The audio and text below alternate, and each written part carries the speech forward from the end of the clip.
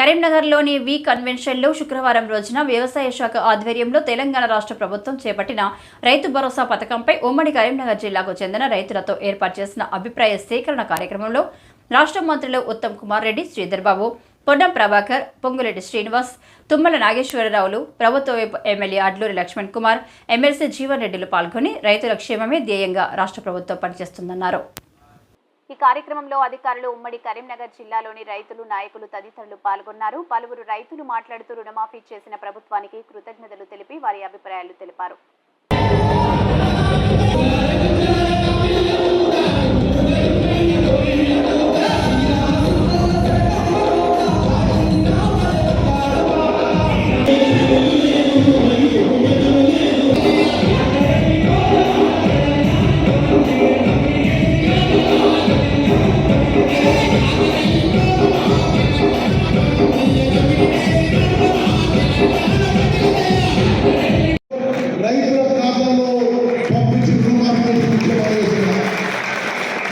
మొత్తం రుణమాఫీ 17 ఆగస్టు వరకు పూర్తి చేస్తాము.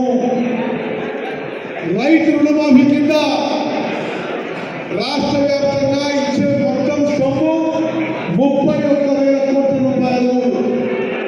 ప్రతి రైతు కుటుంబానికి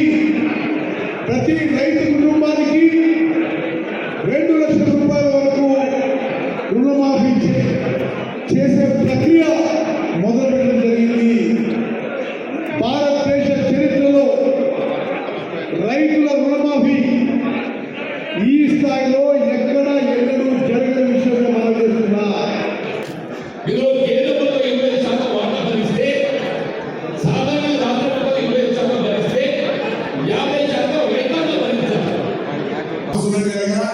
మీరు అభిప్రాయం ఇంకా లిఖిత రూపంలో ఇస్తే ఇంకా పక్కా ఉంటుంది. ఓన్లీ రైతు భరోసా మీద అభిప్రాయం తీసుకోవాలి కాబట్టి నియోజకవర్గాల వారిగా ముఖ్యులతో కొంత రైతులు, ప్రోగ్రెసివ్ రైతులతో ఉన్న ప్రజాప్రతినిధులు, కలెక్టర్లు, ఉన్నతాధికారులు, ముఖ్యంగా ఈ కార్యక్రమానికి హాజరైన ఉమ్మడి కరీంనగర్ జిల్లా రైతులు, మీడియా మిత్రులందరికీ మనస్ఫూర్తిగా హృదయపూర్వక నమస్కారాలు. గ్లోబల్ ప్రచారం చేస్తున్నారు. నిన్ను కూడా మీరు చూశారు. దేశ చరిత్రలో ఏ ప్రభుత్వం ఒకే సంవత్సరం ఒక 25-30 రోజుల్లో 31,000 కోట్ల రైతుల నెత్తేరున్న భారాన్ని మాఫీ చేసిన ప్రభుత్వం దేశ చరిత్రలో ఏ రాష్ట్రంలో లేదు. అటువంటిది పేదోడు ప్రభుత్వమైన ఈ ప్రభుత్వం, గత ప్రభుత్వం 7 లక్షల కోట్ల అప్పుల భారాన్ని ఈ ప్రభుత్వం మీద పెట్టిపోయినా ఒక్క అడుగు కూడా అడిగడిగా వేయకుండా మనసుంటే మార్గం ఉన్నది అనే విధంగా గౌరవ ముఖ్యమంత్రి గారు రేవంత్ రెడ్డి గారి నాయకత్వంలోని మీ ప్రభుత్వం కష్టపడి ఈనాడు 31,000 కోట్ల రైతుల రుణమాఫీని చిత్తశుద్ధితో మాఫీ చేస్తుంటే, రేషన్ కార్డుని కేవలం కుటుంబ సభ్యుల కోసమే నేను అడుగుతుంటే, తెల్ల రేషన్ కార్డు ఉంటే తప్ప రుణమాఫీ చేయరు అని కొంతమంది ప్రబుద్ధులు ఒక్కరికొకరు వస్తున్నారు.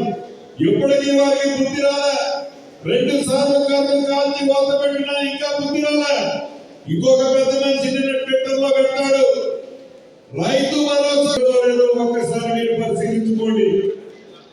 తుమ్మల నాగేశ్వరరావు గారు, మరి అక్కడ ముఖ్యమంత్రి రేవంత్ రెడ్డి గారు, ఉప ముఖ్యమంత్రి బట్టి విక్రమార్క గారు, మేమందరం కూడా ఇచ్చిన మాట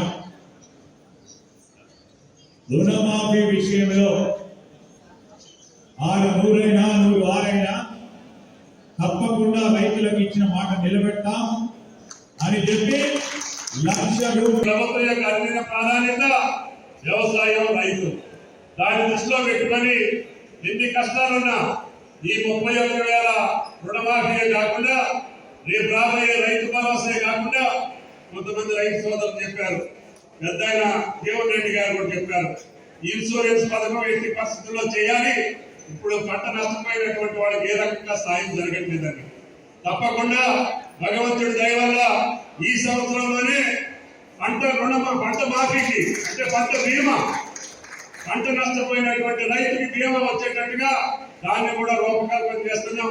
అతి త్వరలోనే పంట బీమా పథకం కూడా వస్తుంది అని చెప్పి ఈ సందర్భంగా మనం చేస్తున్నాం. మొత్తంగా టెండర్లు కూడా పిలిచాం.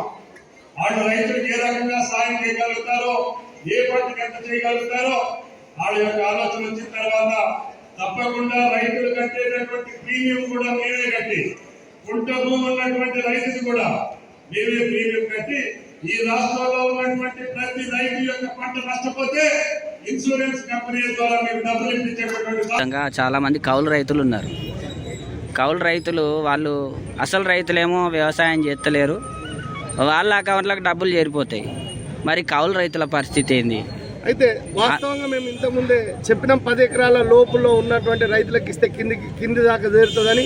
నాకు తెలిసినంత మటుకు అంటే మేము గ్రామీణ ప్రాంతంలో మేము స్వతహా రైతులం కాబట్టి చెప్తున్నాం, 10 ఎకరాల లోపల ఉన్నటువంటి రైతులు ఎవరు కూడా కౌలుకి ఇచ్చినటువంటి దాఖలాలు ఉండవు, అవి తక్కువ. ఒకవేళ అక్కడక్కడ ఎవరైనా చిన్నకారు అంటే ఏదైనా చిన్న అంటే ఇతరతర కులాల వాళ్ళు భూములు ఉండాలి, మేము కూడా రైతులతో భాగస్వామ్యం కావాలని కొనుక్కున్నటువంటి భూములు కొనుక్కున్నటువంటి రైతులు ఉంటే అక్కడక్కడ ఉన్నారు. వాళ్ళకు కూడా అక్కడ ఉన్నటువంటి రైతులకు ఏదైతే ఉందో అక్కడ కౌలు చేస్తున్నటువంటి రైతులకు ఆ బోనస్ ప్రకటించే బోనస్ ఏదైతే ఉందో మిగతా రైతులకు పోతే. మరి ఇంకొక విషయం ఏంటంటే చాలామంది వ్యవసాయాన్ని నమ్ముకొని రైతు కూలీలుగా జీవిస్తారు. వాళ్ళకి భూములు లేవు ఇప్పటి వరకు. కానీ వాళ్ళకు వచ్చిన పల్లెటూర్లలో, పల్లె గ్రామాలలో కేవలం వాళ్ళకి వచ్చింది ఏంటంటే వ్యవసాయ కూలీ చేసుకుంటేనే వాళ్ళ జీవనం గడుతుంది. మరి అలాంటి వారి విషయంలో మీరు ఏం చెప్పాలనుకుంటున్నారు? రైతు కూలీలుగా జీవిస్తున్నటువంటి ప్రజానికానికి ప్రభుత్వం అది కూడా పరిగణనలోకి తీసుకోవాలి. ఇప్పటి వరకు అట్లాంటి ఆలోచన గత ప్రభుత్వాలు కూడా వేయలేదు. ఇప్పుడు ఈ ప్రభుత్వం రైతుల పక్షాన రైతు పక్షపాతిగా చెప్పుకుంటున్నటువంటి ప్రభుత్వం కనుక ఈ రైతు కూలీల విషయంలో కూడా వీళ్ళకి సంవత్సరానికి ఇంత అని ఏదైనా ఒక బోనస్ రూపంలో వాళ్ళు రైతు కూలీలుగా గుర్తించింది ఎంతమందిని గుర్తించుతారో ఆ గుర్తించి ఆ రైతు కూలీలకు కూడా సంవత్సరానికి ఇంత అని అందరు పేదలకు మనం ఇచ్చేస్తున్నాం. కాబట్టి రైతు కూలీలుగానే మిగిలిపోతున్నటువంటి వాళ్ళను కూడా చూడాల్సిన బాధ్యత, వాళ్ళను కూడా మెరుగైన జీవితాలు మార్చాలి. కాబట్టి మన అందరి పరి బాధ్యత ఉన్నది. కాబట్టి ప్రభుత్వం కూడా అటువంటి ఆలోచనలో ఉన్నది. కాబట్టి వాళ్ళకు కూడా ఒక సంవత్సరానికి ఇంత ఇస్తామని ప్రతి గ్రామాన యూనిట్ వారిగా తీసుకొని వ్యవసాయ కూలీలను గుర్తించి ఆ వ్యవసాయ కూలీలకు ఏదైనా పారితోషికం సంవత్సరానికి ఇంత అని ఏర్పాటు చేసి ఇస్తే బాగుంటుందని మా అభిప్రాయం. ఇంకొక విషయం అండి, వాస్తవానికి గత ప్రభుత్వము భూమి లేనటువంటి నిరుపేదలకు భూమి ఇస్తామని వాళ్ళు తెలియపరిచారు. వాస్తవానికి నిరుపేదలకు ఏమాత్రం ఇప్పటి వరకు భూములు చాలామందికి అందలేవు.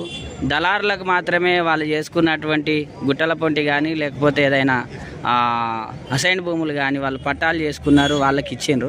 మరి నిరుపేద రైతుల పరిస్థితి ఏంది? గతంలో నిరుపేద రైతులు ఏదైతే ఉన్నదో ప్రభుత్వ భూములు గత కాంగ్రెస్ గవర్నమెంట్లో రాజశేఖర రెడ్డి గారు ఉన్నప్పుడు కూడా ఆ కార్యక్రమ ప్రక్రియ జరిగింది, కొంత ఇవ్వడం జరిగింది. ఇప్పుడున్న పరిస్థితుల్లో మీరు అన్నట్టుగా అక్కడక్కడ కూడా ఆ గుట్టలు లావని పట్ట ఏదైతే ప్రభుత్వ భూములు అసైన్మెంట్ ల్యాండ్స్ ఉన్నాయో కబ్జాలకు గురైనాయి. ప్రభుత్వం దానిపై కూడా దృష్టి పెట్టాలని మా తరఫున కోరుతున్నాం. దృష్టి పెట్టి దాన్ని అంతా మొదలు ప్రభుత్వం హ్యాండ్ ఓవర్ చేసుకుని నిజంగానే అర్హుడైన బీద మీరు అన్నట్టుగా ఇప్పుడు అన్న వ్యవసాయ కూలీలు కావచ్చు, నిరుపేద వ్యవసాయకులు కావచ్చు, వాళ్ళందరికీ కూడా ఈ అవకాశాన్ని ఇచ్చి ఏదైతే భూమి అంతో ఇంతో ఇచ్చి వాళ్ళు ఎవరైతే ఉన్నారో వ్యవసాయ కూలీలుగానే వాళ్ళ జీవితం అంతా పోతుందో వాళ్ళ బిడ్డలు కూడా వాళ్ళ మన్మరాళ్ళు కూడా వ్యవసాయ కూలీలుగానే జీవిస్తున్నటువంటి వాళ్ళని గుర్తించి వారికి కూడా ప్రభుత్వం అంతో ఇంతో